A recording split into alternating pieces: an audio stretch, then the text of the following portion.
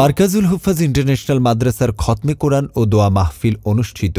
ঢাকার টিকাটুলি ওয়ারি ২৭ অভয়দাস lane French tower Markazul হুফাজ international মাদ্রাসার খতমে কোরআন ও দোয়া মাহফিল অনুষ্ঠিত হয়।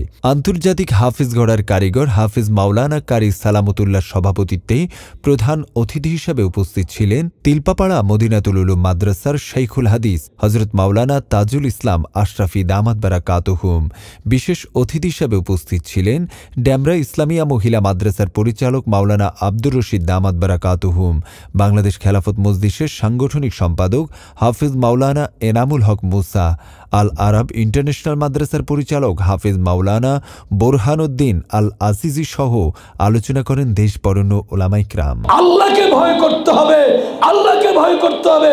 সর্ব অবস্থায় আল্লাহর ভয় যদি থাকে তাহলে সে দুর্নীতি করবে না, সে অন্যায় করবে না, চাঁদাবাজি করবে না, খুন খারাপি করবে না, জেনা ব্যভিচারে লিপ্ত হবে না।